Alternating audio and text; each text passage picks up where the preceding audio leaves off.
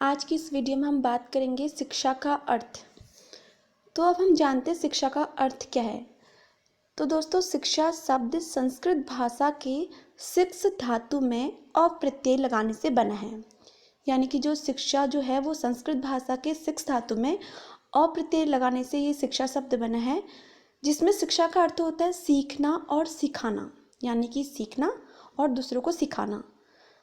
शिक्षा का जो शाब्दिक अर्थ है वो हुआ सीखने व सिखाने की क्रिया।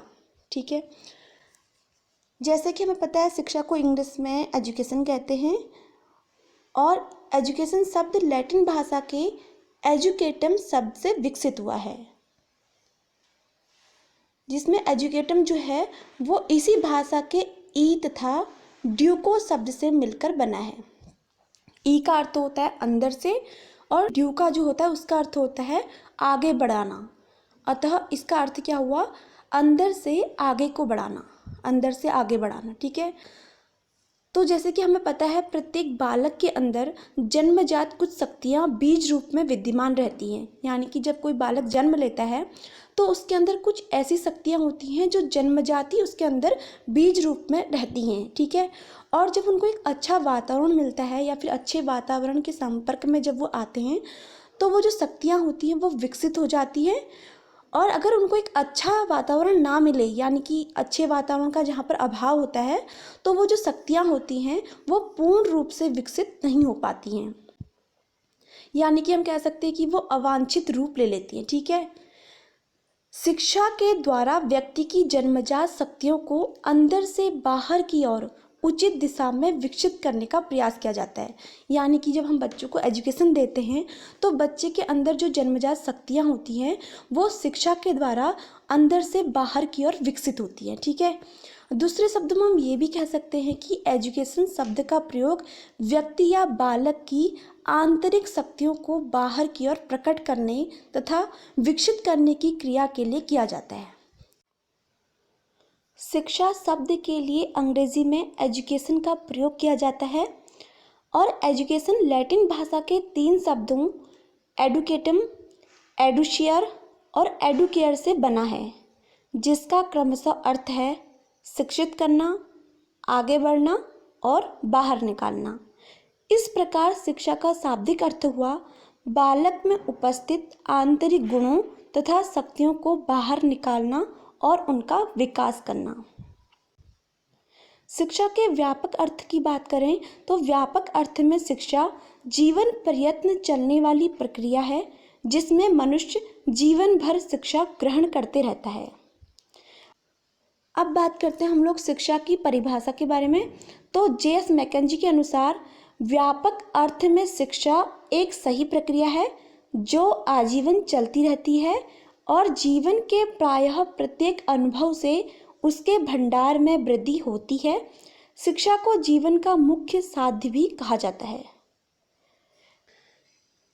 अब हम बात करते हैं शिक्षा की प्रमुख परिभाषाओं की, जिसमें विद्वानों ने शिक्षा की अलग अलग परिभाषाएं दी। तो जिसमें सबसे पहला है सुकरांत। सुकरांत ने शिक्षा की परिभाषा देते हुए कहा कि शिक्षा का अर्थ संसार के उन सर्वमान्य विचारों को प्रकाश में लाना है जो प्रत्येक मनुष्य के मन में विद्यमान होते हैं।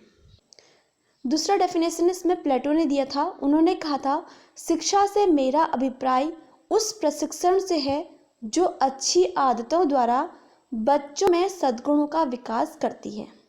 ठीक है, ऐसी एक डेफिनेशन दी थी अरस्तु ने।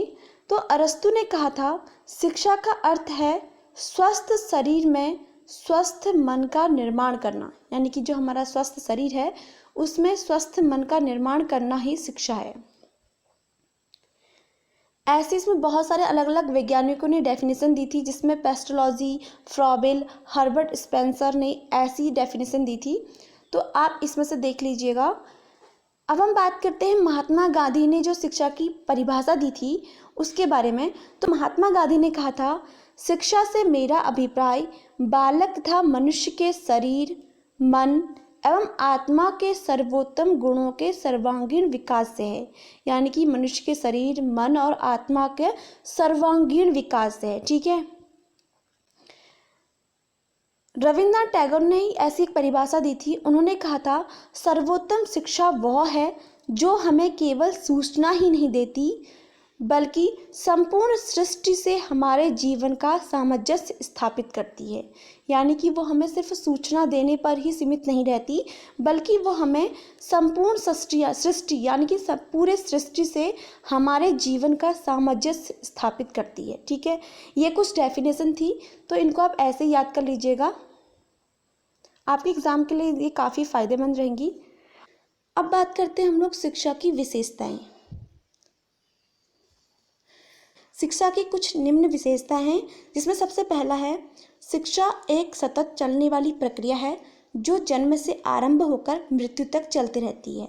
यानी कि जब बच्चा जन्म लेता है तब से वो शिक्षा ग्रहण करना शुरू करता है और जब तक बच्चे की मृत्यु नहीं होती तब तक वो सीखते रहता है। ठीक है, शिक्षा केवल शिक्षण संस्थानों तक ही सीमित नहीं है। यानी कि जो स्कूल हैं जहाँ पर हम लोग को बच्चों को शिक्षा दी जाती है वहीं तक ये सीमित नहीं है, बल्कि जीवन के सभी क्षेत्रों से संबंध प्रक्रिया है। यानी कि व्यक्ति कहीं ना कहीं से शिक्षा ग्रहण कर ही लेता है। ऐसा नहीं है कि इनके लिए किसी विशेष स्कूलों का ही आयोजन किया हो, व्यक्ति अपने जीवन के प्रत्येक क्षेत्र से शिक्षा को ग्रहण करता है, इसे वह किसी भी स्थान से प्राप्त कर सकता है। शिक्षा चेतन रूप से चलने वाली प्रक्रिया है, इसे चलाने के लिए प्रयास करने पड़ते हैं। ठीक है, शिक्षा विकास की एक प्रक्रिया है जिसमें व्यक्ति के विभिन्न पक्ष विकसित होते हैं। शिक्षा एक परिवर्तनकारी प्रक्रिया है। यानी कि हम कह सकते हैं शिक्षा से जब हम लोग शिक्षा ग्रहण करते हैं तो शिक्षा से व्यक्ति के जीवन में काफ़ी परिवर्तन भी आ सकते हैं। इसके माध्यम से व्यक्ति में बहुमुखी बदलाव आते हैं। ठीक है, जैसा कि आगे बताया गया है कि शिक्षा एक परिवर्तनकारी प्रक्रिया है, इसके माध्यम से व्यक्ति में बहुमुखी बदलाव आते हैं। ठीक है, शिक्षा को सामान्यतः द्विमुखी प्रक्रिया माना जाता है, जिसमें इसके दो पक्ष होते हैं, एक शिक्षक और दूसरा शिक्षार्थी। लेकिन जॉन डेवी ने इसको त्रिमुखी कहा है। उन्होंने कहा कि इसके 3 अंग होते हैं, जिसमें शिक्षक होता है, शिक्षार्थी होता है और इसका एक और अंग है, उसे पाठ्यक्रम कहते हैं। ठीक है, तो ये तो कुछ इसकी विशेषताएं थी। तो दोस्तों आज की इस वीडियो में बस इतना ही। वीडियो पसंद आती है तो इसे लाइक कीजिए और अपने दोस्तों के साथ शेयर कीजिए।